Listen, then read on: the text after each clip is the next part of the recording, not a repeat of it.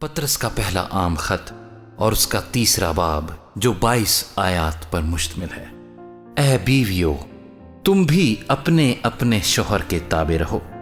اس لیے کہ اگر بعض ان میں سے کلام کو نہ مانتے ہوں تو بھی تمہارے پاکیزہ چال چلن اور خوف کو دیکھ کر بغیر کلام کے اپنی اپنی بیوی کے چال چلن سے خدا کی طرف کھینچ جائیں، اور تمہارا سنگار ظاہری نہ ہو، یعنی سر گوندنا اور سونے کے زیور اور طرح طرح کے کپڑے پہننا، بلکہ تمہاری باطنی اور پوشیدہ انسانیت حلم اور مزاج کی غربت کی غیر فانی آرائش سے آراستہ رہے، کیونکہ خدا کے نزدیک اس کی بڑی قدر ہے۔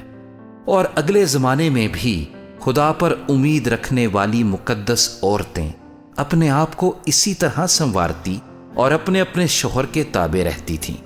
چنانچہ سارا ابراہیم کے حکم میں رہتی اور اس سے خداوند کہتی تھی، تم بھی اگر نیکی کرو اور کسی ڈراوے سے نہ ڈرو تو اس کی بیٹیاں ہوئیں۔ اے شوہرو، تم بھی بیویوں کے ساتھ عقل مندی سے بسر کرو اور عورت کو نازک ظرف جان کر اس کی عزت کرو، اور یوں سمجھو کہ ہم دونوں زندگی کی نعمت کے وارث ہیں، تاکہ تمہاری دعائیں رک نہ جائیں۔ غرض سب کے سب یک دل اور ہمدرد رہو، برادرانہ محبت رکھو، نرم دل اور فروتن بنو، بدی کے عوض بدی نہ کرو اور گالی کے بدلے گالی نہ دو،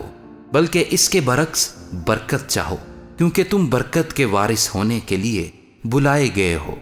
چنانچہ جو کوئی زندگی سے خوش ہونا اور اچھے دن دیکھنا چاہے، وہ زبان کو بدی سے اور ہونٹوں کو مکر کی بات کہنے سے باز رکھے، بدی سے کنارہ کرے اور نیکی کو عمل میں لائے، صلح کا طالب ہو اور اس کی کوشش میں رہے،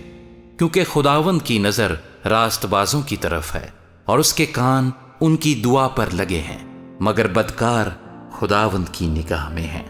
اگر تم نیکی کرنے میں سرگرم ہو تو تم سے بدی کرنے والا کون ہے؟ اور اگر راست بازی کی خاطر دکھ سہو بھی تو تم مبارک ہو۔ نہ ان کے ڈرانے سے ڈرو اور نہ گھبراؤ، بلکہ مسیح کو خداوند جان کر اپنے دلوں میں مقدس سمجھو، اور جو کوئی تم سے تمہاری امید کی وجہ دریافت کرے اس کو جواب دینے کے لیے ہر وقت مستعد رہو،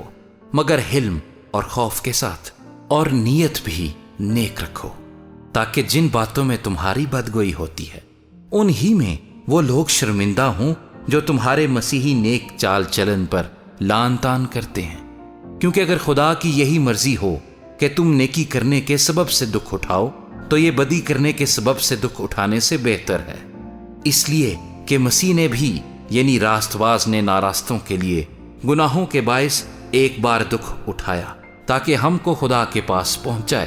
وہ جسم کے اعتبار سے تو مارا گیا لیکن روح کے اعتبار سے زندہ کیا گیا۔ اسی میں اس نے جا کر ان قیدی روحوں میں منادی کی جو اس اگلے زمانے میں نافرمان تھیں، جب خدا نوح کے وقت میں تحمل کر کے ٹھہرا رہا تھا اور وہ کشتی تیار ہو رہی تھی جس پر سوار ہو کر تھوڑے سے آدمی یعنی 8 جانیں پانی کے وسیلے سے بچے، اور اسی پانی کا مشابہ بھی یعنی بپتسمہ یسوع مسیح کے جی اٹھنے کے وسیلے سے اب تمہیں بچاتا ہے۔ اس سے جسم کی نجاست کا دور کرنا مراد نہیں، بلکہ خالص نیت سے خدا کا طالب ہونا مراد ہے۔ وہ آسمان پر جا کر خدا کی داہنی طرف بیٹھا ہے، اور فرشتے اور اختیارات اور قدرتیں اس کے تابع کی گئی ہیں۔